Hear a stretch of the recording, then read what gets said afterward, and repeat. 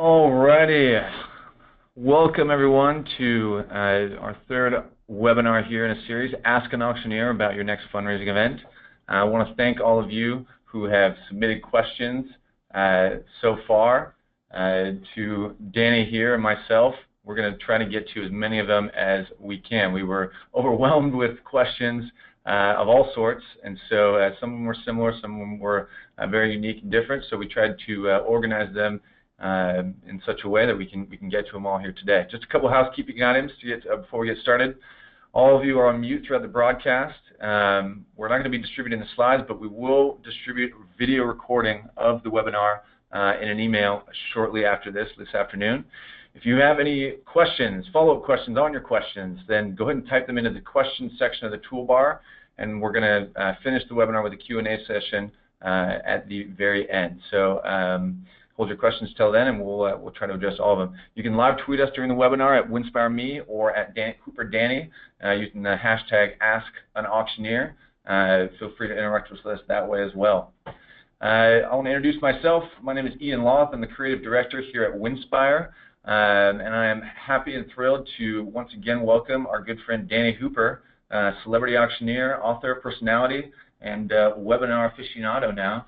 Yeah. Welcome, Danny. And maybe soon to be single. I hate to say that. I'm flying back to my home in Victoria, Canada on Vancouver Island today, and did a little gift shopping for my beautiful bride the other day in San Diego. I got into San Diego Sunday afternoon. I had done a big auction up in Canada on Saturday night, so I was exhausted from all the travel and hooked up with a couple of my auctioneer friends. Of course, it's very timely, Ian, that you and I are doing the webinar today because we were both in San Diego the past few days for the Benefit Auctioneers Summit. So yep. We have timely information, up-to-the-minute information, latest trends and developments in the fundraising auction space.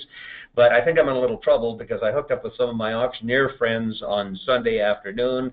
It was hot. I was exhausted. We went to a Mexican restaurant, had a great meal, but I had mezcal. Have you ever had a mezcal? Yes, I sure have. Well, after the mezcal, I maybe had one more. I'm not sure, but then went gift shopping. For those of you who don't know, it's tequila, and it's pretty good. It's a good tequila, but I went gift shopping for the family, and on Monday morning when I was going through the gift bags, I thought, how much is my sweetheart going to like this coffee mug with a picture of a battleship on it that says San Diego, and the fridge magnet of the battleship that says San Diego? So I might be in trouble when I get home. I went to town. I hope not. Anyway, we had a great time in San Diego, and my gosh, there's a lot of great information, so we better get at it.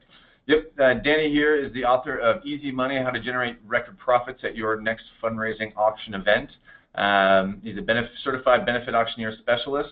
And as you mentioned, we were at the conference yesterday. There was over 100 auctioneers from all over the country. Yeah, actually, we had record attendance, 132 auctioneers that specialize in the fundraising auction industry. And we all hold this very special accreditation from the National Auctioneers Association, and it is the Benefit Auctioneer Specialist designation. And you'll see those that acronym BAS, those letters on the backs of the names of auctioneers who have this kind of specialized training. And the conference actually ran for a couple of days, Monday and Tuesday. So, yeah, our heads are bursting. Yep, got plenty of info here.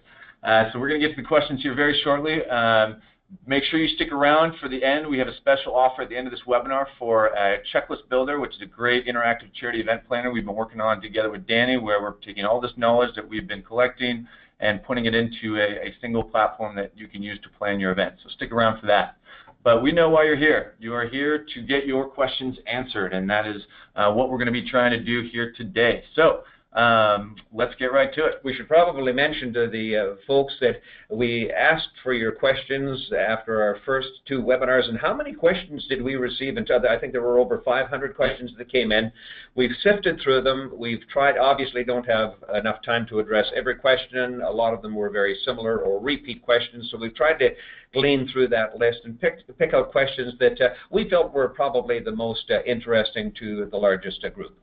And I understand the sound might be cutting out here and there, so just bear with us if it is, and we're just going to keep barreling ahead. So just if you miss some words, just try and fill in what you think we might have been saying. So let us know if, please put in the questions if the sound continues to cut out. Please let us know, and we're just going to keep on moving. So first question. What are the top 5 must-dos for planning a profitable auction event, and what are the top 5 most costly mistakes to avoid? Great question. My quick response would be, the very first must-do would be stop thinking like a charity and start thinking like a business if you're planning to have a fundraising auction event. My second must-do would be plan ahead. Time is your friend if you have lots of time to get your event organized. Now, having said that, I've participated in some auction events that have come together on very short notice, a couple of months or so, and still been very successful. But ideally, you want to try and give yourself sometime between about 6 to at least 8 months lead time if you're planning an event.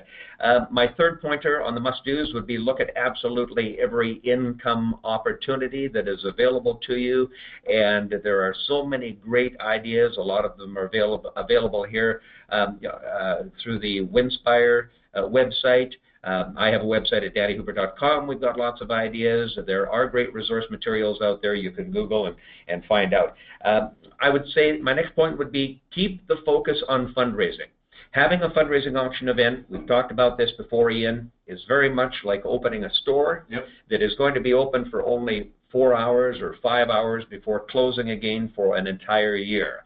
And it's that 4 or 5 hour period where your organization, your nonprofit, has the chance to make the big money. So we say keep the focus on fundraising. Lots of times I'll go to these events and they'll tighten up the live auction to free up time so we can watch. And the example we gave in the last webinar, I was at one event where they stopped the live auction for a half an hour so we could watch the chairperson's grade 4 granddaughter tap dance. So that's not fundraising. Yeah, no, we say keep the focus on fundraising. And finally, my last must-do, if you're looking for what's trending right now in the industry, is do a cash appeal. These are sometimes called fund-a-need, fund-an-item. They're called waterfalls, windfalls. They have different names for them. I refer to them as cash appeal. We'll talk about them a little bit more. Later. And on the other side, the 5 costly mistakes, the worst one is poor sound. Make sure that you invest, and it's not a cost, it's an investment. Invest in good quality sound equipment and somebody to operate it. And that means going out and hiring a professional audio-visual service. Second mistake would be too many items in the live auction. I recommend no more than between 8 and 12. Call it 10 for the average. No matter how entertaining or engaging your auctioneer is, people will start to tune out if it's more than about a dozen items. So we'll tell you in the webinar here what to do with the rest of those great live auction items that you have. Having not enough hooks in the water, that would be the third costly mistake. Think of every dollar bill that is sitting in that room, in people's wallets, in their purses. Think of every dollar bill as a fish. You want to have a bunch of different hooks to get in there and catch those different fish. Some people have come to your event to spend a lot of money. Some have come to spend only a little bit of money. Some have come not expecting to spend a single dollar. But you've got to get lots of hooks in the water. When you say hooks, what would you say? Like a live auction is a hook? Live auction is a hook for the big money. You've got your silent auction, super silent auction. You've got your raffles. You've got games, your heads and tails. You've got 50-50. You've got your wine basket raffles maybe. You've got your merchandise sales. So there's all kinds of ways to get hooks in the water. Missed opportunities. There's another costly mistake. Costly mistake is something happening at your event, and again, we'll come back and talk about this a little later on. Something happens at your event that could trigger a very successful cash appeal or fund an item or fund a need, and nobody gets up to make the ask.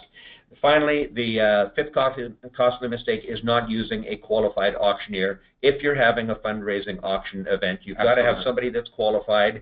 There's many, many areas within the auction industry, and those of us that specialize in this field have all kinds of techniques, tricks, tips, tools of the trade that other auctioneers like cattle auctioneers, art auctioneers, auto auctioneers just don't have. Great. Cool, moving on. Let's see, we kind of talked about the hooks in the water, but how many fundraising methods are too many, right? We have a live auction, a silent auction, a raffle, a fund and need, pledges, and merchandise sales. Is that too many? Can you have too many? Yes and no. I have one client up in Canada. It was a Rotary Club. They came to a seminar, a day-long seminar that we conducted, and at the seminar we threw all dozens of great ideas out there, things that we've seen work in the private auction or the fundraising auction space. And the organizer of that Rotary event incorporated just about all of these ideas into their evening against our better advice and our better judgment. We said, there's no way that you can pull this off, and by gosh, she did. Yeah. It was a great event. There was lots of wonderful things going on. I would say to that, keep the focus on fundraising, whatever you are incorporating into your event. Does it qualify? Does it pass the 3 E's test? And the 3 E's are, number 1, does it entertain the crowd? Number 2, does it engage the audience? And number 3, does it extract money out of their wallets? So a tap dancing 4-year-old may entertain for a minute or 2, probably not going to engage the crowd for very long, and certainly is not going to extract any money. So when you're looking at how many methods you want to put in, look at everything you're considering. Does it pass the 3 E's? Can we reasonably fit that into the agenda through the evening? You always want to have something. From the time the doors open till the time the doors close, we again use the analogy of that storefront. You've got to be in their pockets in one form or another. So during the cocktail reception, make sure that you have an early bird silent auction, one section of the silent auction that's going to close before dinner. That gets people, rather than milling around having their cocktails and visiting with each other, gets them out looking at the silent auction, picking up a pen, and getting to work. So I guess the simple answer being, how many are too many? There really isn't too many, as long as you plan effectively. You plan it, makes sense. It makes sense within the scope of the event. You use your better judgment. That's what I'd say. If you have a gap in your program and you say, oh, there's nothing going on here for 20 minutes, well, do you want somebody up there? Do you want a comedian up there for 20 minutes, or would you rather conduct a game during that 20-minute period? Cool. How do I refresh my 14-year-old event? Is it time to give up on it, or do I move on to another type of event? Never give up. That's my quick response to that. The fundraising auctions are still a fun, fast, and efficient way to generate a lot of money if they're done properly. But chances are, and I see this happen in our markets up in Canada, where I've served many of the same clients now, some of them for 25 years, and I've seen them go through these ebbs and flows where events start to get a little long in the tooth and a little stale, and typically it's because they're repeating the same auction items year after year. We've got the same dinner at the president's house. We've got the same autographed hockey jersey or football jersey. We've got the same items over and over. We're selling our tickets to our event to the same people every year, bringing the same crowd back in, trying to sell them the same stuff, and everybody just gets bored and starts to dial out. So I would say sometimes it's time to put your event down. And what I mean by that is you've got to start from scratch. Yep. Start with a blank piece of paper and say, maybe we need to retheme this. Come up with a fresh new theme. Let's promise ourselves we're not going to use any live auction items that we've had in previous years. Yep. Let's start from the ground up. Lots of ways to get fat. In my book, I have a list of 400 great live auction items that I've sold over the years. You guys here at Winspire have so many fabulous, and there's tons of great stuff to find all over the place. Plenty of ideas out there. A lot of ideas. Get creative, freshen up your event, and don't go back and sell tickets to the same people year after year. We're finding a real transition going on right now, and at these events, the big supporters in the past are not the big supporters today. A lot of the big sales are being made to young guys like you, Ian, who I don't even know. They're in the back of the room, young guys and young ladies that have very successful businesses. They've got money to spend, and start focusing on some of that new money. The Generation Xers and a few millennials. Yeah, but don't give up. Yeah. Don't give up. Don't give it up. Absolutely. Great. We got a bunch of great questions about the fund need, also known as the special appeal.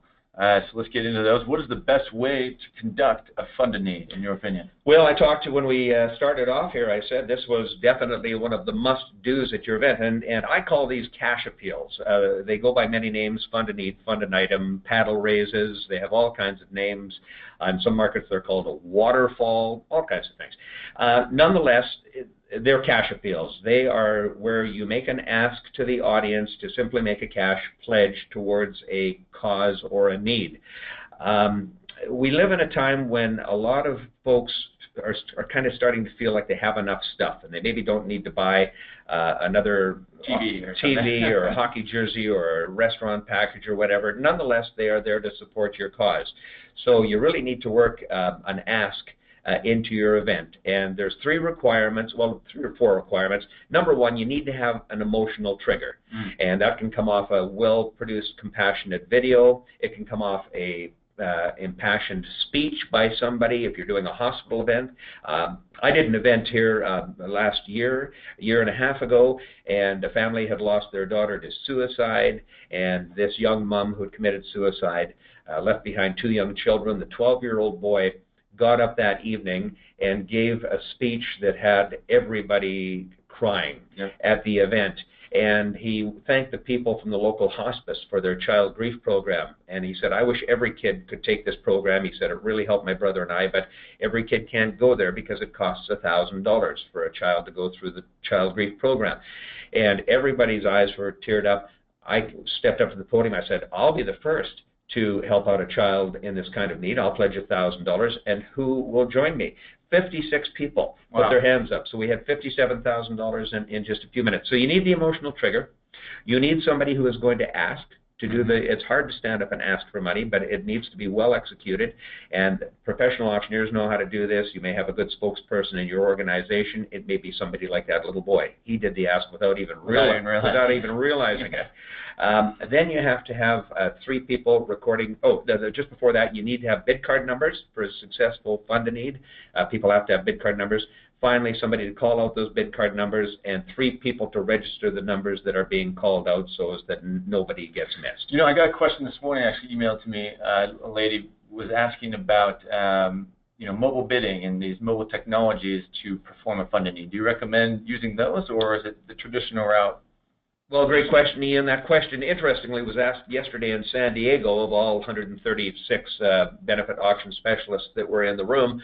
Resoundingly, the response, even from people who provide these electronic bidding services, they said they don't work that effectively in the cash appeal or fund a need. Great for the silent auction. Great for the silent auction. Yeah, a lot of my clients using mobile bidding say that their results are up 20 to 40% since they've gone electronic. But for the cash appeal, not necessarily. Fund a need should be done with paddle raises, I believe. You need the auctioneer building that excitement. A lot of people make pledges during a fund a need because they appreciate recognition.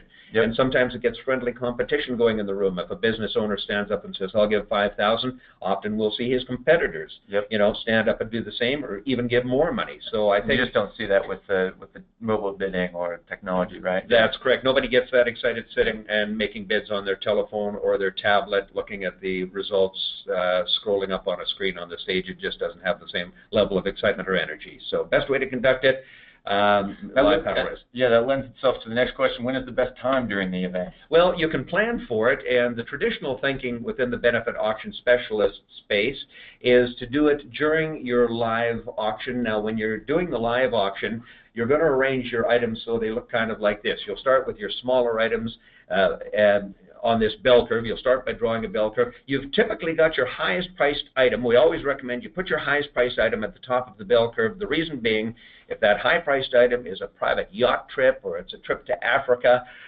you may have 3 or 4 people in the room wanting to compete on that, let's call it an African safari. If you leave it to the very end of the auction and you sell that African safari, now where do those 2 or 3 other bidders who were ready to spend $20,000, where do they go? They've got nothing else to spend that money on. Therefore, we recommend you put your highest price item at the top of this bell curve, and if you're going to pre-plan a fund a need, this is often a good time to do it. We've just sold a trip to Africa, $20,000.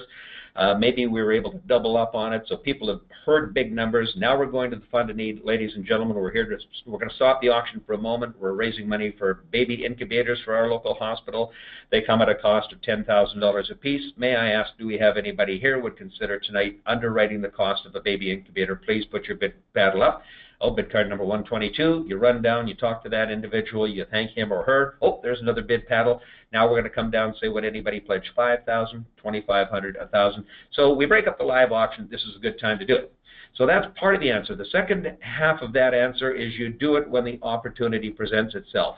We were not planning to do a cash appeal at that suicide prevention event that I was doing, but that boy got up, gave that speech, had everybody teary-eyed, and I knew there was an opportunity there, and you seized the moment. And again, this is where a professional fundraising auctioneer is going to recognize those opportunities and will pounce on them.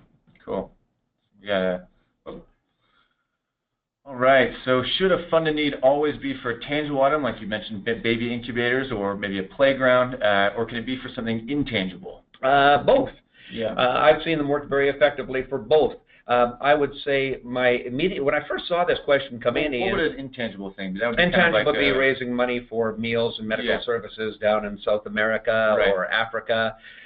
Again, it depends. The critical thing is you need that emotional trigger for people. And if you get people emotionally triggered, what's happening, and there's some science to it, there's oxytocin, what they call the love hormone, released into the bloodstream. And they've studied this and found that when there's oxytocin in the bloodstream, people are, I forget what the numbers are, but way more likely, they're way more emotional and way more likely to make a pledge in a cash appeal. So you also want a goal, right? You want a specific. I mean, part of the reason that tangible items work so well is because there's a specific price tag associated, right? Goals work. Humans tend to be kind of goal oriented, and the studies reinforce that. So, certainly if you're raising money for something like you say, like a playground or some medical equipment, I've had great success there, but also had success if the intangible item is still one that people can really relate to at an emotional level. Right. Now, if you're saying and I use Rotary Club just only as an example. We're just raising money tonight for our Rotary Club. We don't have a specific project, but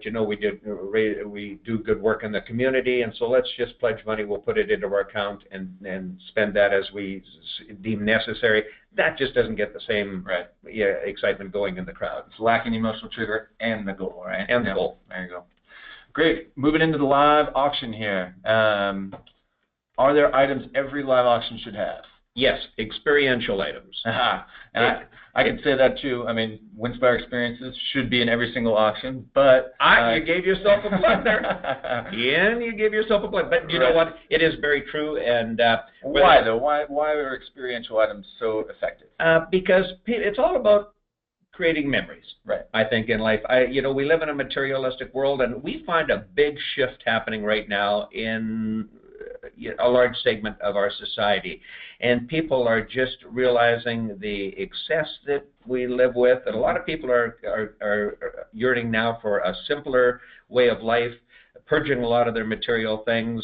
And a lot of people, as I said earlier, feel like they've already got enough stuff. Now I want the experiences. I want to take Brenda on a once-in-a-lifetime trip that we're going to remember for the rest of our lives, and a trip maybe that I can share with some friends. Go with some of our best friends, take 2 or 3 couples along. I want the memories now. That's what I want. So experiential items. And it's also because they're more subjective in value, right? I mean, as far as very subjective. Tangible items, you have maybe that price that may. Yeah, if you're selling a flat screen TV, we all know what a 55-inch flat screen TV is worth, and it's going to create a glass ceiling in the bidders' minds. If you're selling a penthouse in Belize, 3-bedroom, 3-bath penthouse in Belize, and a private yacht at your service while you're there, what's that worth? And maybe I have a big anniversary coming up. Maybe we celebrated our honeymoon in Belize. There's lots of different factors that come in and get people emotionally involved. Now, so that's the quick answer. Experiential items. There are some tangible things: wine packages and craft beer. Really? This came out of the seminars in San Diego the past few days. One of the hottest selling items right now in live auctions, silent auctions, is craft beer. Cool. And they're doing craft beer trees and all the rest of it, and 99 bottles of beer on the wall. Oh, that's awesome. A few auctioneers have had huge success I've with been that. on that for sure. Well, sure. And so check with your local state and municipal laws as to whether, I guess it'd be state laws, to find out if you're allowed to sell alcohol at your events. But if you are, we can tell you wine and craft beer, hot items right now. But so that lends itself well to the next question. What are some popular and profitable live auction items that you've seen that were talked about during the conference? Let's see. I love telling the story. I had the great pleasure of working the David Foster Foundation Gala in Toronto a couple of years ago, and Andrea Bocelli was the entertainer that night, the famed Italian tenor, and he sold 2 tickets on his private jet to fly to Florence, Italy, to stay with he and his wife in their home for 4 nights. Oh, Can you wow. believe it? That sold for $175,000, those 2 tickets. So you don't always get those items. I remember flying home the next day feeling a little cocky, thinking, my gosh, I've got to start charging commission. And then a couple of nights later, I'm in a church basement in North Edmonton trying to get $38 for 6 rings of garlic sausage. So you never know. But popular and profitable live auction items, again, I would say, I'd get back and say right now, the wine packages, always popular. Travel packages, definitely very, very popular. Everybody has a, well, they say what percentage of people in the U.S. have a travel budget? Oh, well over half. So it's a vast majority of folks have a travel budget, right, that's separate from their philanthropic budget. When you have your event, you're always targeting that philanthropic budget, but you're not taking into account these separate travel budgets that people have, and they could be spending that money with your with your cause here. So I mean, we survey our winning bidders, and roughly 80% of them have travel budgets over $5,000, which is insane. I mean, that's money that you guys could definitely be tapping into. Very cool. So once you do have your live auction items, how do you determine the bidding increments for your live auction lots? Okay, that's something that you will not have to worry about as an event organizer or event planner. That will be at the discretion of your auctioneer. And all auctioneers have varying points of view on this. This question, interestingly, is one that we fielded in San Diego to get the input of the group. And there were half of the room like to start high and come down low. Some like to start really low and try and get high. My personal style, it's an individual style of the auctioneer. My personal preference is to start high. I want to create that benchmark in people's minds, and typically I'll start at full value. So if I'm selling a trip that's valued at $5,000, I'll ask for $5,000. If I don't get a bid, and lots of times, Ian, you'll start at that high number and boom, a hand goes up. Oh, wow. And it's only worth $5,000, but now I go to $6,000, $7,000, $8,800, nobody at $8,000. How about $7,500? Bang, sell it for $7,500. I had that happen at a major auction I did just on Saturday night. Oh, wow. Up in Canada. So people paid, on a few packages, they paid more than what the travel package was actually worth. And again, it gets into that whole area of subjectivity. But as far as establishing the bid increments, that always just kind of depends on the audience. It depends on just you're feeling out the room. Yeah, your auctioneer will know how to call that. Now, so I'll start at $5,000. If nobody bids at $5,000, I'll drop it down 50%. I'll come down to $2,500. Probably get a bite. You should definitely get a bite at the half retail value point, and then I'll take it from $25,000, $3,000, $35,000, $4,000, $45,000. Now, word of advice: remember, you should always have in your auction catalog a statement saying that the auctioneer reserves the right to remove any item from the auction sale that he or she deems to be achieving far less than its fair value. Right. So it's at the discretion of the auctioneer, and in fact, I have had to do that sometimes when the items are mismatched to the crowd. And I had one auction, this is a couple of years ago already, where they had some very, very expensive travel packages and just did not have the audience to support that. This was a little private school function, and the folks just were not there to support at that level, and we had to remove a couple of those items from the auction. And you don't know that until you start trying to sell it. Mm-hmm. So it can happen. So that's, again, it gets back to my point earlier. One of the 5 must-dos is in your pre-planning stage, you need to pre-plan your event. You need to have a hard look at your auction procurements, your auction items, and you need to have a hard look at who's going to be sitting out on those seats. Now, to that I will say, you can never underestimate your audience, nor should you even try to underestimate what their capacity is. Because for every time that might happen, there might be 5 times where the audience completely takes you by surprise and wants to buy unlimited package. Lots of times I'm dealing with my clients and the event planners. I say to them, look, you may not have the money to spend $5,000 on that travel package. I may not have the money to spend $5,000 on that travel package, but you don't know who's going to be sitting in that crowd. Right. An example, in June I did an auction. We were selling 2 tickets to the Indy, and an elderly woman, she was elderly. The Indy 500? The Indy 500 paid $40,000 to send her husband to the Indy to celebrate, what was it, their 60th anniversary, or 55th, I think it was their 60th anniversary. Wow. And he's a car buff, and she paid $40,000. Nobody would have called that in the room. If anybody would have pointed that lady out to me here, at the beginning of the night and said, she'll be a big spender tonight, I would have said, okay, I don't see it. So as far as bidding increments go, leave it up to your auctioneer. Yep, you should be having that benefit auctioneer telling you. As far as how long should a live auction last? One of the mistakes we see is that live auctions going too long. And the way they go too long is because you have too many auction items in the live auction. We recommend no more than 8 to 12 items. And you need to budget 3 to 5 minutes per item. So on the high side, you've got 12 items, up to 5 minutes an item, that's an hour. Very, very seldom will an auctioneer eat up that much time selling 12 items. Nonetheless, budget that. And if they're short of that, that's good. So cool. There's the quick answer. Nice short answer. How do you get people to pay attention during the live auction and fund a need portion of the event? Oh, sound system. Great. You've got to have a good sound system. You have to have a skilled master of ceremonies on the stage and or professional fundraising auctioneer. An auctioneer is, by their very nature, tend to have very good crowd control skills. They have good voices. Let me share a quick story too there, because Danny and I actually had a presentation at the Benefit Auctioneer Summit on Monday, and I was getting everything set up, and we had some technical difficulties with setting up our presentation. And lo and behold, there goes Danny, entertaining the entire crowd of over 100 auctioneers, professional auctioneers, taking out his belt and pretending to be a stewardess on a plane, demonstrating how to buckle his belt. He rolled it on up, put it up in the upper thing, and it dropped down like an oxygen mask. Had everyone just rolling, laughing, and it warmed up the crowd great for our presentation. It was just a classic example of just being able to fill dead time and keeping everyone engaged. Yeah, and auctioneers are going to have those tricks up their sleeve too, and they're going to have lots of techniques and strategies. I've got lots of different things that I do. Sometimes it's as simple as just going shh, shh, shh, shh, shh, shh, over the sound system to get people to settle down. But if I had to say one thing and one thing only, good sound.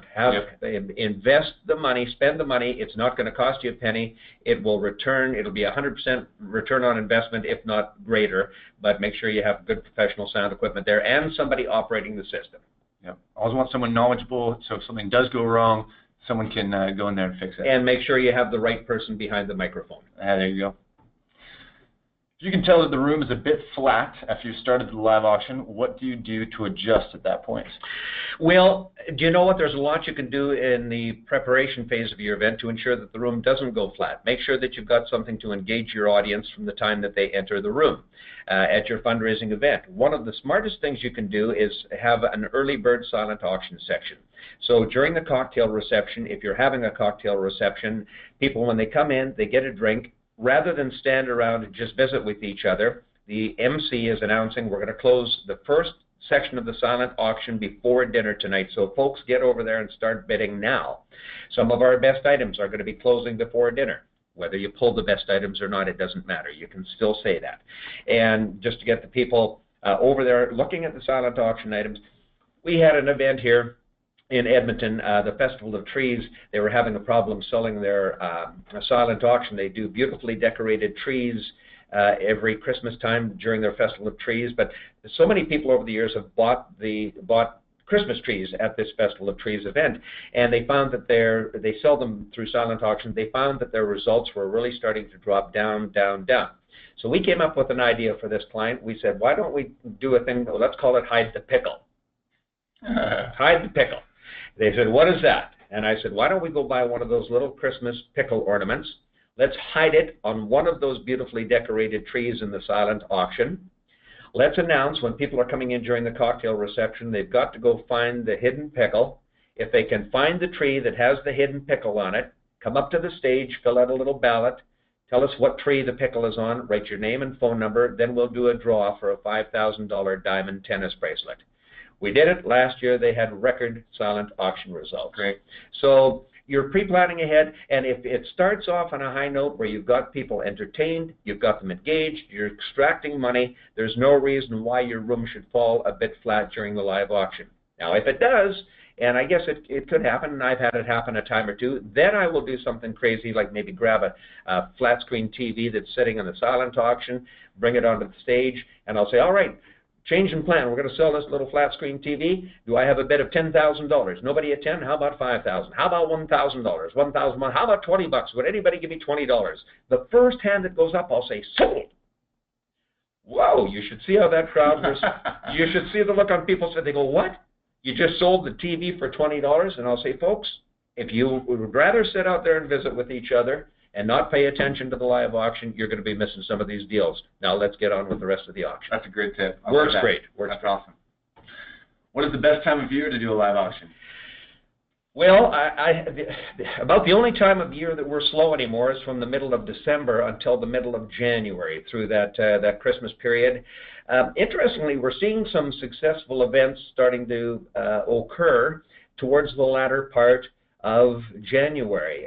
You need to be cautious here because sometimes, people are getting their Visa bills, their charge cards, credit card bills after Christmas spending, so sometimes there's a little Christmas hangover. On the other side, depending where your market is, by the end of January, a lot of people, especially in the northern regions, I'm up in Canada, they've got cabin fever. Yeah. And at the end of January, they're ready to start getting out and engaging with other people and going out for some entertainment.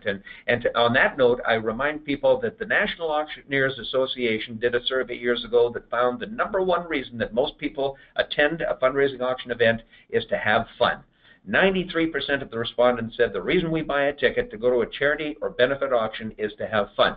Right. So, by January, people are ready to start getting out. Now, in our neck of the woods, charity golf tournaments are really busy, and through the summer, I'm very busy with those, but nobody does charity golf tournaments in Phoenix. Right, where it's like 120 degrees. In July and August, right? So you need to look at your region. My answer would be, don't be afraid to think out of the box.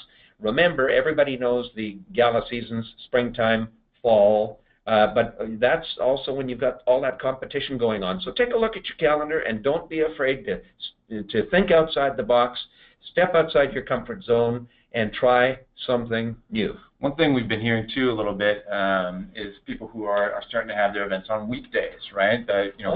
Thursdays are the new Friday. Friday nights, weekends, people don't like getting their weekends taken away, but if you choose to host your event on a weekend, weekday night, Thursday, for example, you have that after work, happy hour, cocktail hour. It doesn't end very late. You're not taking someone's weekend. Those can be really successful. You don't have to worry about the competition from other nonprofits, people's schedules over the weekend. It can be a really effective tactic. Very good point. Weeknights can be awesome. You've got to start them like right after work. Cocktails start probably 5:30, 6 o'clock, and you have to make sure you wrap them up at a reasonable hour. So design your event that it can wrap up by 9:30 p.m. and you can start getting people out the door. So you might have to shorten up some of the components of your agenda, but nonetheless they can be done and done very successfully. You and I just came back from the Benefit Auctioneer Summit in San Diego. We've been talking about that, Ian. This was the first one I've been to since 2013. And the reason I had to miss 2014 and 2015 is because of one of my big clients, Ronald McDonald House. They have their big golf tournament, charity golf tournament, on a Monday night. Oh, wow. So I've been unable to come down. I didn't want to lose that client. So, well, yeah, definitely try. Again, we reiterated this, but just think outside the box. Don't be afraid to try something new. Do auction booklets really work? This would be the auction catalogs that you prepare for the event, so people can preview the items, specifically the live auction items, especially. Yeah, absolutely, they work, and the reason they work is that they spell out all of the minutiae, all of the details, all of the conditions, the fine print, call it the fine print, but you need to have that available. Lots of times, once the live auction starts, it can be really cumbersome for the auctioneer to stop and go through all of the condition dates, the blackout dates if there are blackouts, and if there are restrictions on the package. So good to itemize that. Also, it's okay in your auction catalog to state the values on some items, but not to do them on all of the items. Sometimes I think stating your value can, and that's a question that we get from time to time, should we state the values?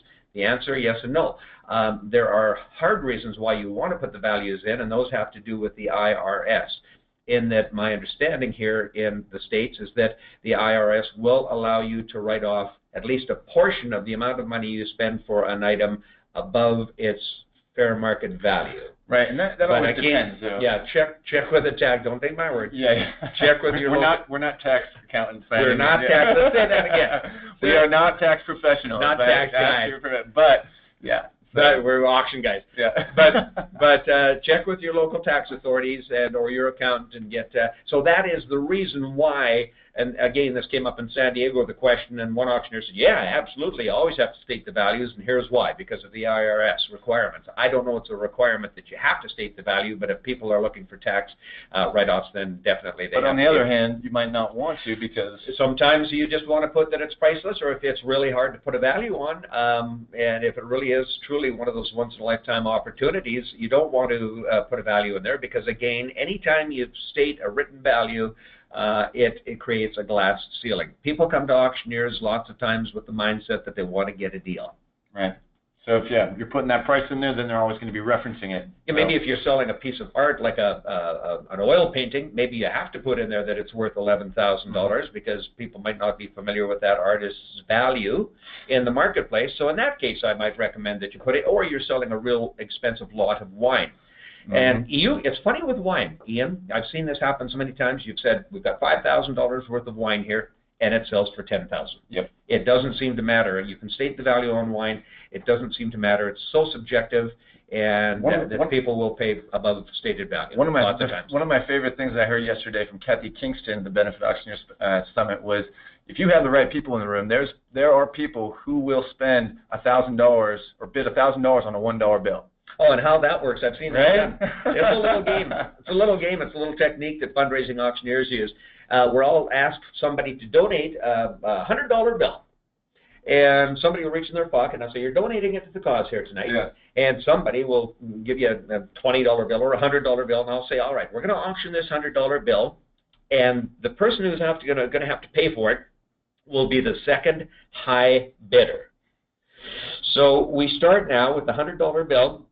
We go to $120, $140, $160, $180, $200. Now you've got a couple of people bidding. Ultimately, all auctions come down to those final two bidders. Now you've got a pair of people bidding against each other.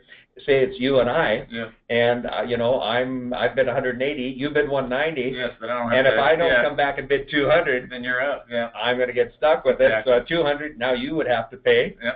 So you're going to go 210. So it's kind of a game. It's an energizer, crowd energizer, and it works like magic. That's great. A lot of fun. Well, yeah, but I think also too, what the point Kathy was trying to make is that sometimes the item itself, if it is subjective, it doesn't matter as much as how much people end up bidding on it. With the auction booklet, putting that price in there can put that price ceiling. A great example of an item where you wouldn't want to put a price are Hamilton Broadway tickets, right? We've seen those, the price fluctuate dramatically. They've just been going up and up and up. You wouldn't want to put a limiter for that experience within the auction booklet. Speaking of which, just real quick, we do have free templates for auction booklets, an auction catalog template that you can get at u.winspireme.com. Definitely go check that out. Next question.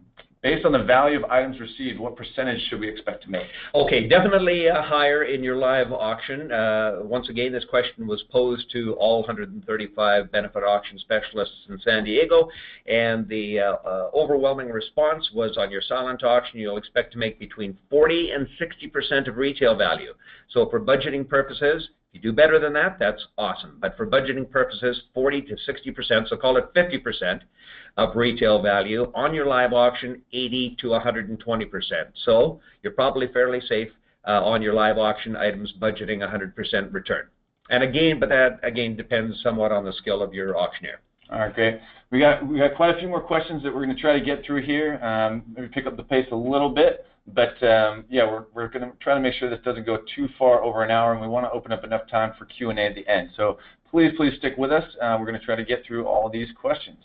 With regard to the silent auction, what are the best-selling and highest profit silent auction items that you've seen? Well, to this I would say don't put any junk on your silent auction tables. And I'm talking, when I say junk, I'm talking about the embroidered ball caps that the local tire shop gave you, or the logoed coffee mugs. This stuff does not have a lot of value to anybody. If you wind up with some of that stuff, bundle it up with good gift certificates to restaurants or whatever. You shouldn't accept that stuff in the first place. We had a question here. Do you have a polite way to let members know that you don't want their junk as donations for silent auction? Absolutely. I go to a law firm to solicit a donation. They say, we'll give you a legal will kit for 2.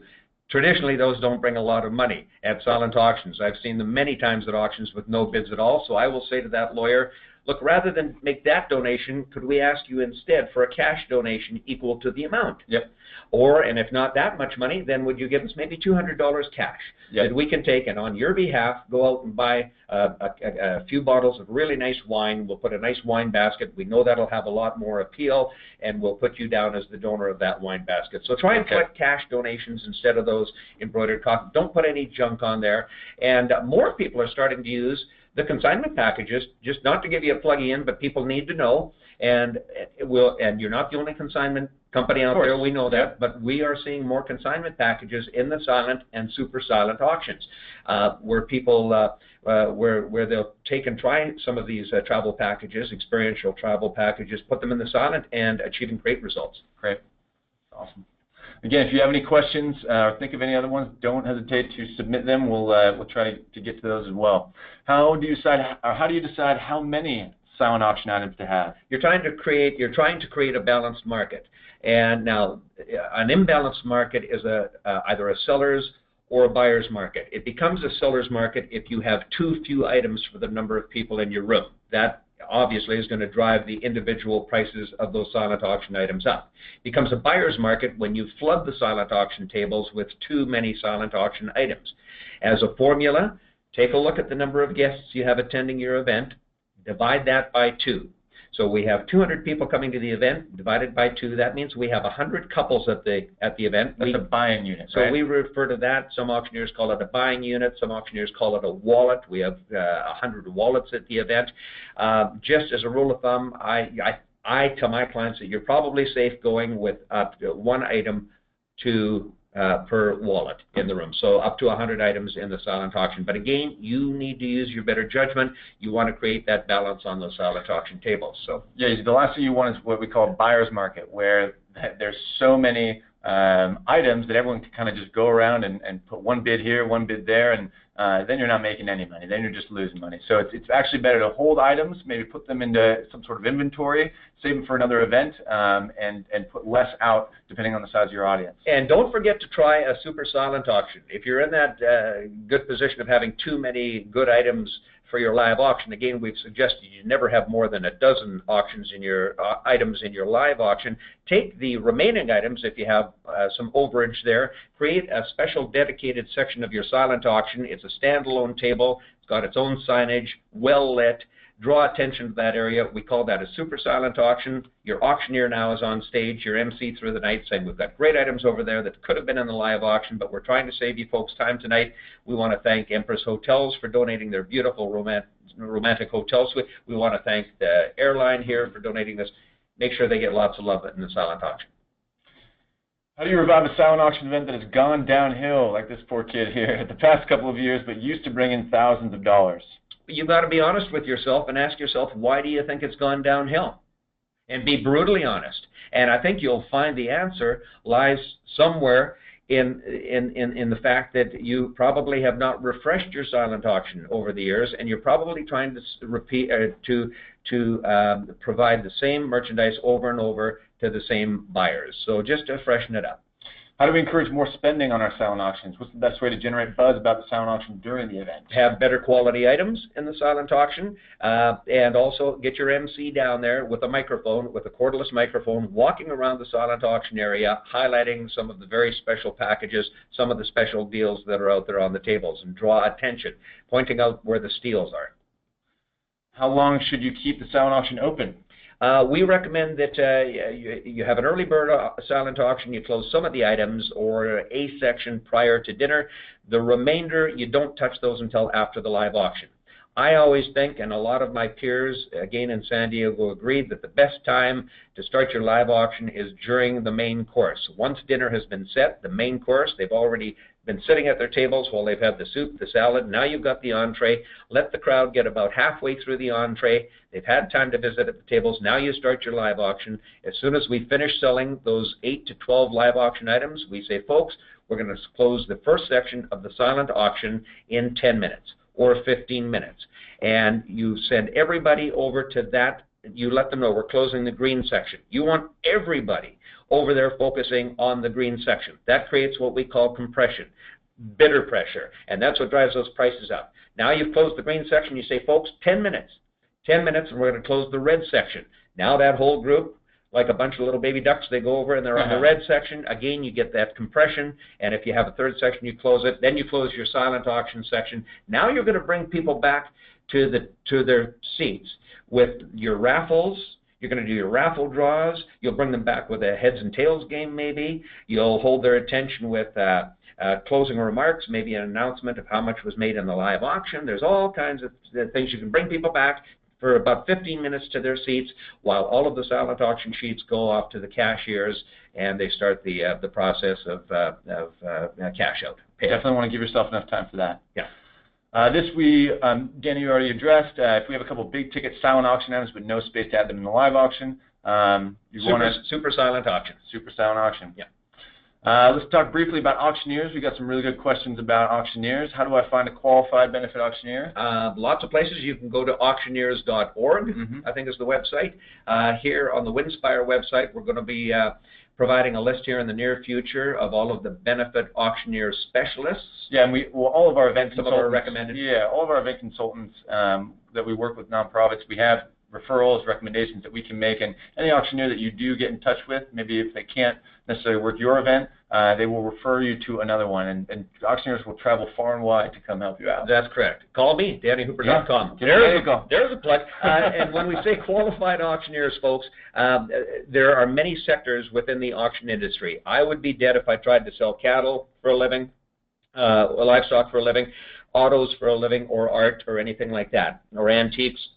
Those are not my areas of expertise, and so you want a qualified professional fundraising auctioneer. How much do auctioneers typically cost?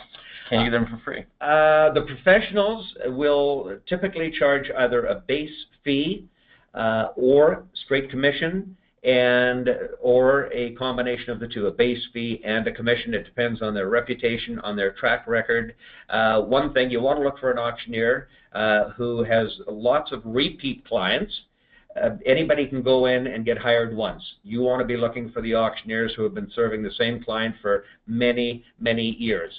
Don't be afraid to ask for references, ask for testimonials, and be sure you check those references out. Can you get an auctioneer for free? Happens all the time. But from my experience, most of the time, it's somebody not qualified. It's maybe your local cattle auctioneer or your art auctioneer. They come in, and when I say not qualified, a cattle auction, lots of these other auctioneers, heavy equipment auctioneers, they don't know what a cash appeal is, what a fund an item is or a fund a need.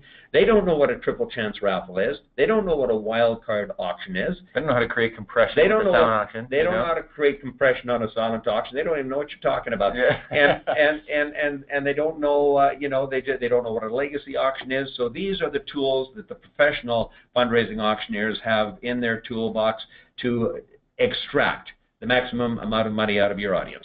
Great, and we're almost to the end here. Our last topic is going to be technology, and then we're going to get to all your guys' questions. I see you guys are posting quite a few here, which is great.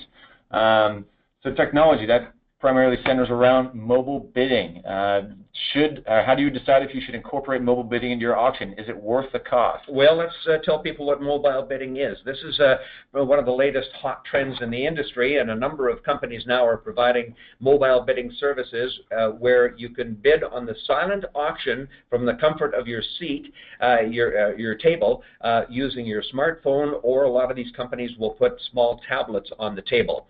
All of the silent auction items are listed on the tablet, or they'll scroll through your phone. You self-register, which is nice. And in some cases, I know up in Canada, I worked an event here a couple of weeks ago. The company is called Givergy up there. Not to give them a plug, but I've seen them at 5 or 6 events. People seem to love them, and you can pay for whatever you're purchasing right there on your smartphone or your tablet, so you're not lining up at the end of the night. It sets people back when they walk into the room and go to look at your silent auction section, and the items are displayed, but there's no bid sheets. Yeah. And so there's a little bit of a learning curve there. Some of the pros and cons, we had a lengthy discussion yesterday in San Diego with our fellow auctioneers, and paper still seems to work best overall, was the general consensus. That it's a little more old school, but some people aren't tech savvy. If you have a bit of an older crowd, they might be intimidated using the electronic bidding. There can be Wi-Fi issues. You have to have strong Wi-Fi to be able to use the mobile bidding. So I know that was a concern. So is it worth the I mean, I guess it depends on your audience. If it's kind of a more tech-savvy audience, if you're kind of in a more metropolitan location with your event, then it might make more sense and be worth the cost. Yeah, just Saturday night I was at Jasper Park Lodge in Jasper National Park up in Canada doing an auction for our Stollery Children's Hospital Foundation. They're based in Edmonton, huge children's hospital. They've used the mobile bidding now for their past 6 or 8 events. Their CEO told me they have seen an uptick in their silent auction of 40%. Oh, wow. Again, yesterday the consensus with the auctioneers was you'll definitely make more going electronic on your silent auction. Somebody was pressed to validate that, and they didn't really know where that number kind of came from. Right. But I know the CEO at the event I did has seen an uptick of 40%. So they're very happy with it. So again, there's lots of companies now starting to provide this service. They figure that about 20% of the auction events in North America have moved already to mobile bidding and are at least trying it. So lots of companies provide the service. Let them do their sales pitch and try it out and discover for yourselves.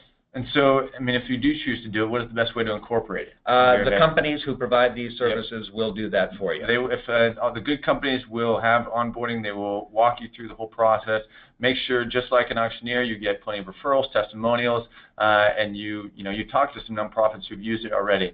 There's plenty of different technologies out there. Just be sure to do your due diligence and find out what's going to be the best for you. Advice on expediting the checkout process. There's lots of, the mobile bidding, that's one of the cool things, yeah. Is that question kind of rolls nicely into the previous question.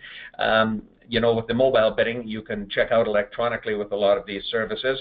Advice, I would say, make sure that you've got people on that back end who are comfortable doing this sort of thing. You want people with accounting experience, banking, retail, used to putting people through very quickly. And now Checklist Builder is something we're going to talk about in a moment, and we have a complete, all the information you need to know about setting up successful checkout processes in Checklist Builder. Cool. So let's just talk about it's a long discussion, and there's probably 20 different methods or systems. I don't want to sound evasive. This is an area I don't personally get involved in a lot because I'm the fundraising auctioneer, but lots of good systems, and we've tried to embed those in Checklist Builder for people. Biggest thing is just to make sure that the timing is right. You don't want, you want to make sure that there's plenty of time to process all the bid sheets and what have you, so that there's no lines to get people checked out. People want to, at the end of the event, exit. So yeah, make sure your guests are pre-registering their charge cards, credit cards at the beginning of the event, so you've got that information on file. That way people can grab their items, they can go, and a lot of events I know just invoice their clients later, and they settle up with a pre-registered charge card and just electronically send out a receipt. Great. Cool. We're going to get to your guys' questions in just a second. I wanted to touch real quickly on Checklist Builder. For those of you who haven't seen it yet, we're very proud to release this. It's a resource for nonprofit event planners just like you. It puts all of the answers to these questions, resources, templates, articles, everything right into a platform online that you can sign up for free. But if you want all of the resources and everything to unlock all the committees, you can purchase it for $99 a year for unlimited events. Danny, do you want some? Yeah, just so everybody understands, we created Checklist Builder. What it is, Checklist Builder is already pre-populated with all of the checklist items that you could possibly have to consider for organizing any size of event, small, medium, or large. What it does, it delegates tasks to the volunteers on each of the committees that you might be using to organize your event. Research shows the #1 reason people are reluctant to volunteer for anything is not because of the commitment on their time. It has more to do with they don't know what they're supposed to be doing. Right. So Checklist Builder was designed to instruct all of your volunteers. So if I'm on the silent auction committee, and suppose you're the silent auction committee chair, Ian, what would happen? You go into Checklist Builder as the silent auction chair. You would have the mother list, the master list of all the activities that need to take place, the tasks. You would assign tasks to all of your worker bees. I would get the 4 or 5 or 6 tasks I'm charged with. As soon as I complete those tasks, I check it off on my smartphone or my tablet, whatever device I'm using. That information feeds back to you in real time. Checklist Builder has been designed so absolutely nothing falls through the cracks, and it's populated. It's been pre-populated already with all kinds, I think you said PDFs, and we've got tutorial videos on there, everything you could need to know. You can see all the committees over on the right. There's the steering, the finance, design and printing, volunteers, venue and catering, audience development, sponsorship, silent and live auction, event production, raffles and prizes, entertainment, publicity, and the list goes on. Within each of those is the list. You can sign up for free by going to checklist.winspireme.com. You get 4 of the committees already unlocked with the resources included in there. And then if you think it's going to be something useful, you can purchase it for your event. Now, if you do purchase it, you can use it for an unlimited number of events within a 1-year period. So some organizations have a walkathon, they might have a big gala, and they might have a golf tournament. So for that $99 investment, you get to organize all those events. So it really is a no-brainer. It probably should be worth $1,000, but nobody's going to pay that. Right. If we give it away for free, nobody would pay that. It has no perceived value, but it's unbelievable what Checklist Builder is capable of. So yeah, check it out. Yeah, to thank you guys for coming in here today to join us in this webinar. We want to give you 20% off your first year if you use this promo code FUN20. So go sign up for free, checklist.winspireme.com. Create your account, give it a look.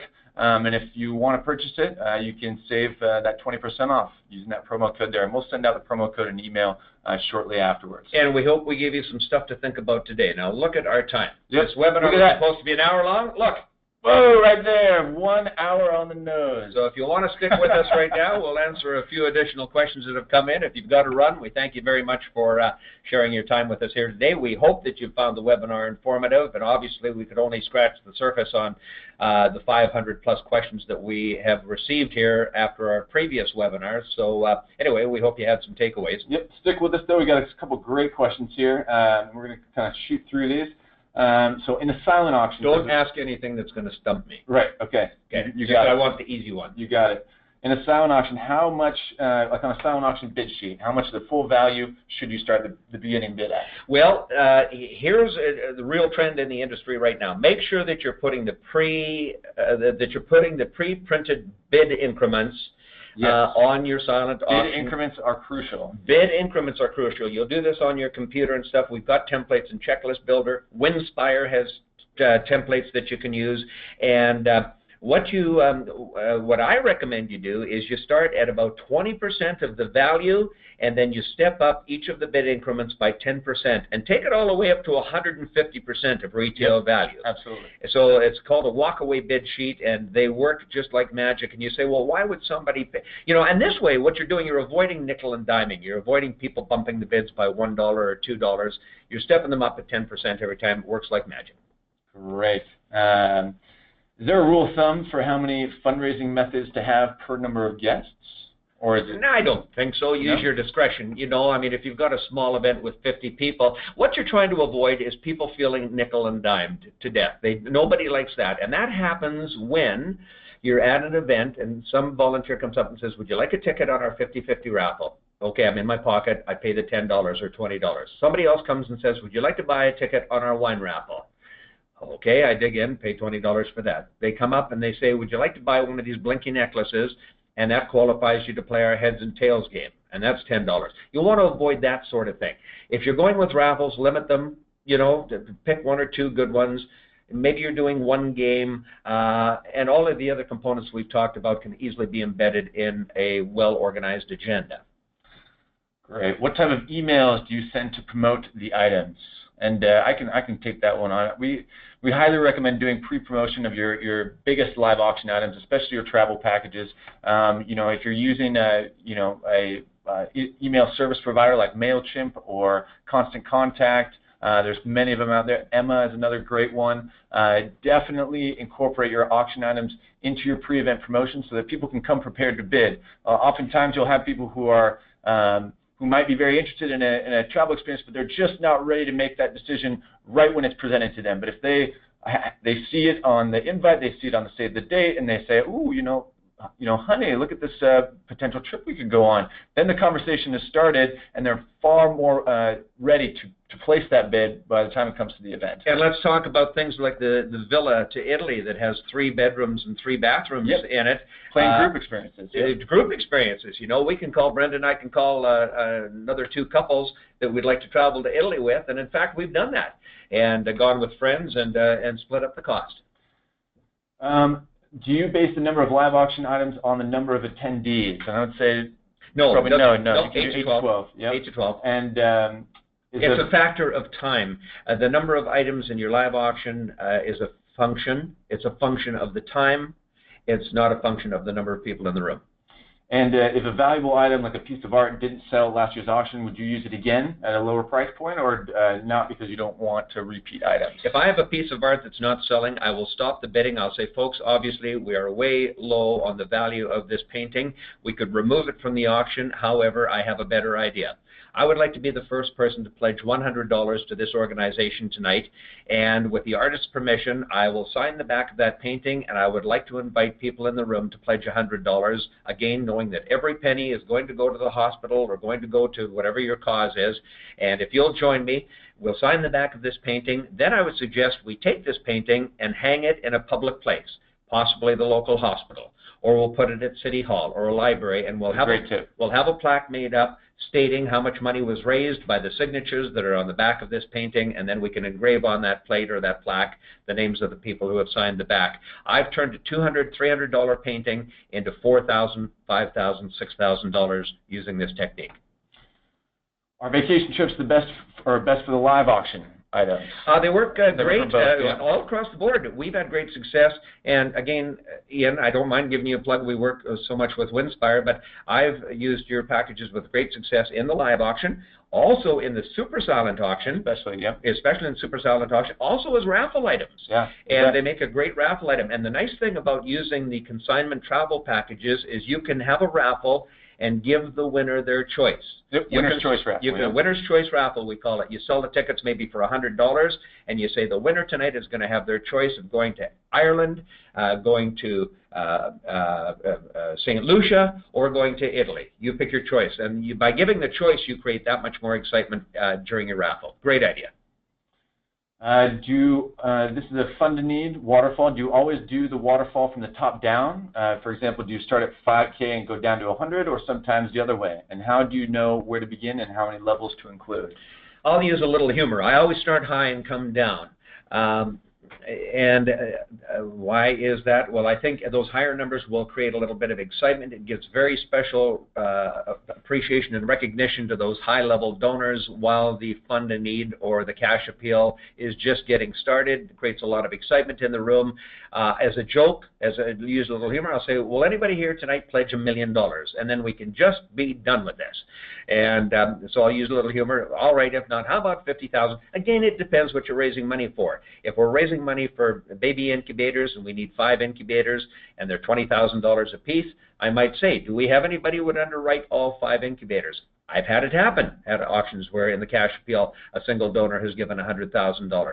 But if not, then I'll come down $25,000. I would go to 10, 5, 2,500 and move down from there. And I'd probably go down, and that's, you want to use bid paddles, bid card numbers. I would probably take it right down to the $100 mark. Remember, your least effective way of collecting cash pledges is to put donation cards on the table. That's the least effective way. The most effective way is to do a live cash appeal or fund an item or fund a need using bid card numbers. That question was from Steve Levine, so thank you for that. And good question. These are all great questions. All great questions. Another one from Steve, actually, it's important to arrange in advance for someone to fund at the highest level to set the tone? Or? Yeah, absolutely. If you can plan, we just call that priming the pump. Priming the pump. Priming the pump. So if you know somebody that's a huge supporter and they're willing to give at a high level, absolutely. And ask those donors ahead of time if they're willing to put their hand up right away, and that really supercharges a crowd. Question from Nancy Nicholas, similar on the fund a need. If a cash appeal is connected to a specific program or item, doesn't that restrict the money? What is the best wording to avoid restricting the funds if we want the money to be unrestricted? So I think what she's getting at is, you know, if you have that kind of price tag for an item, how do you make sure that people don't just, you know, just donate? Well, if she's talking about limit, if you have a goal, you say we have to raise $100,000. I've had that happen where you'll blow far past that. One of the best examples you can see on my website at dannyhooper.com, I was raising money to pay the mortgage off a breast cancer residential facility, a recovery center called Compassion House in Edmonton. up where my office is in Edmonton, Alberta. They had to pay a $250,000 mortgage off, and we'd come off a very, very compassionate video, not a dry eye on the house, and I said, I know that we have 25 of the most successful business people in our city here tonight. I also know that if I asked, you'd probably each be happy to pledge $10,000 so we could pay this mortgage off. What I don't know is if we could do it in a minute. So I made a game out of it, and I said, all right, let's get started. On your mark, get set, go. The hands started popping up, like I say, like tulips in springtime. We collected 35 pledges and blew far past the 250 we needed. We raised 35 pledges of $10,000 in 90 seconds. And again, you can see the video of that on my website at dannyhooper.com. So people know that the money is needed most of the time, and if once we funded a particular cause or need, there's always lots more need.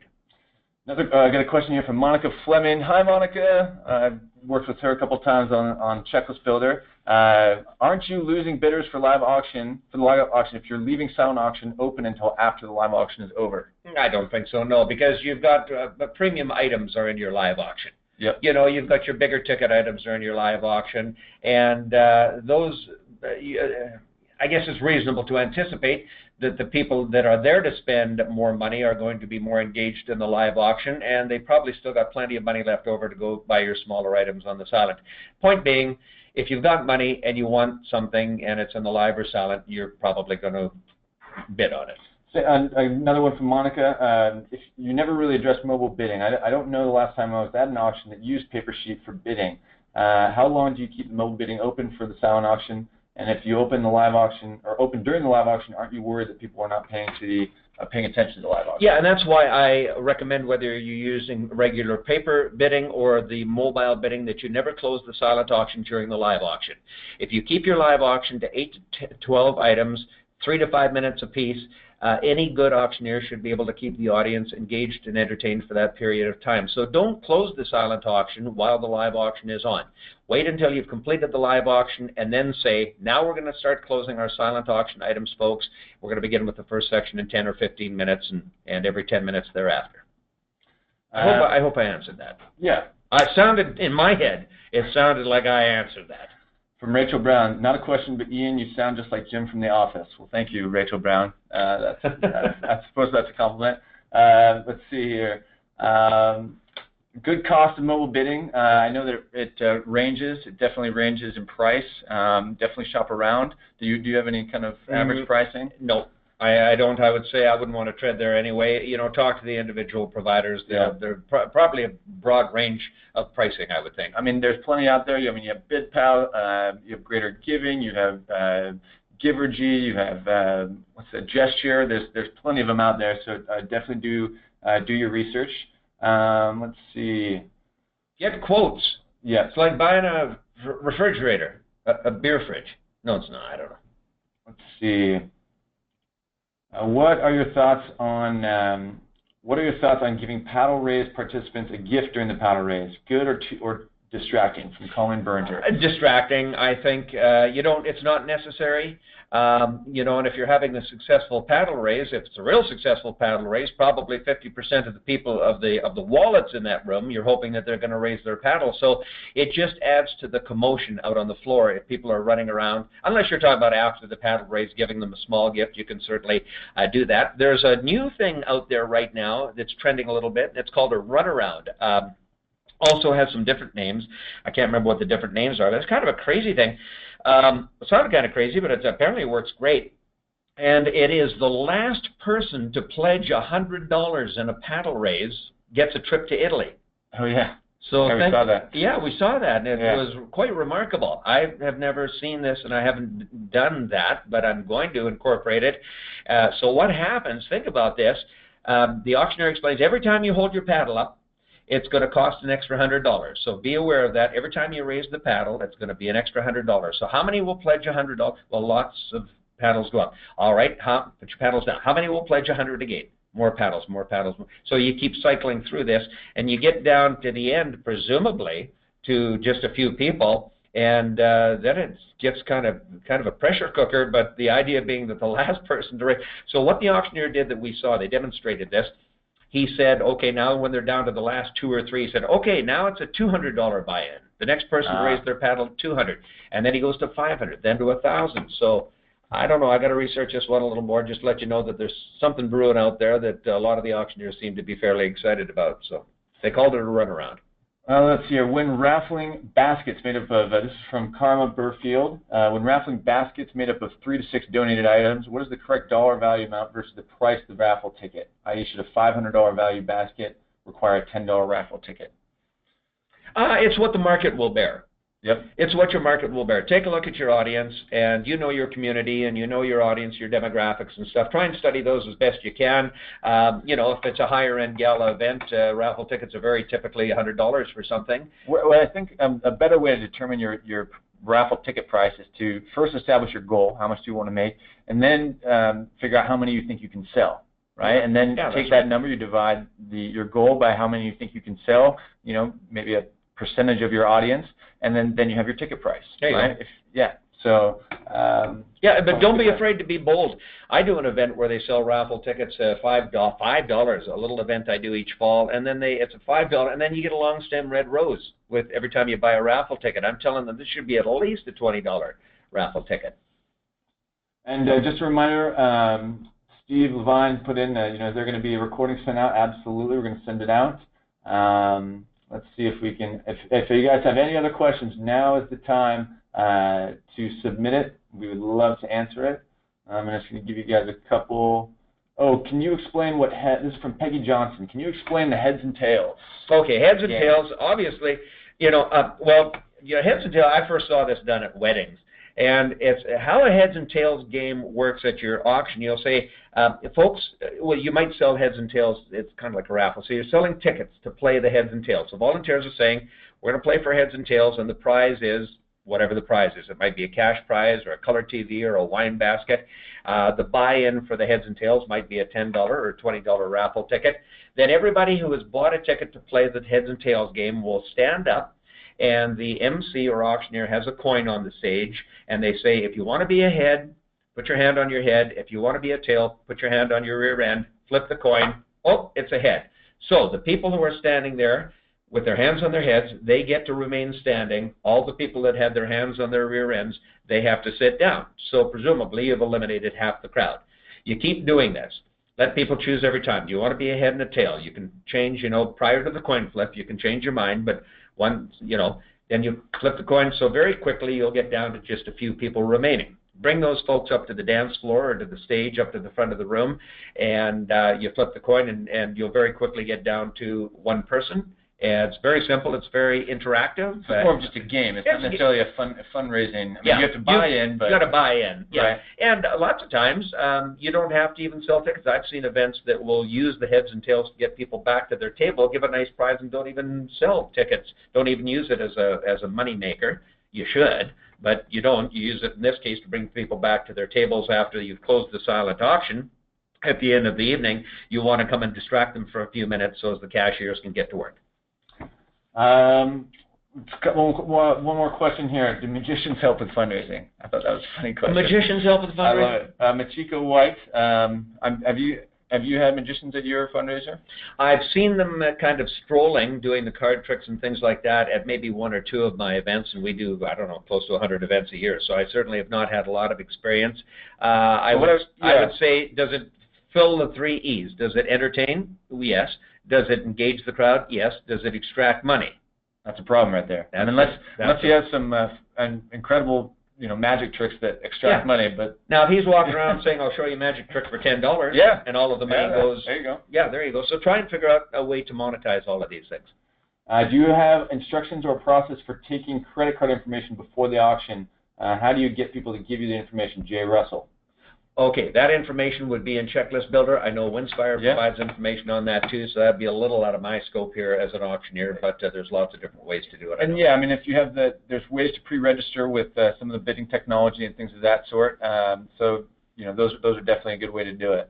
I think that's going to wrap it up here for us here today, everyone. Thank you so much for all the questions. This is not going to be the last webinar that we have. We are definitely going to have another one coming up, so definitely stay tuned. We will be sending out information not only on Checklist Builder, but also the recording to this webinar so that you have it to share with your team. If you have any other questions, please don't hesitate to reach out directly to that email. We'd love to answer them individually, and thank you so much. And if you'd like to talk to me about coming down to do your auction, I can be reached at dannyhooper.com, and if I can't do it, we can probably help find a good auctioneer in your area. Great. All right, guys, thank you so much. We hope to see you here again soon. That's it for now. Bye-bye. Bye-bye.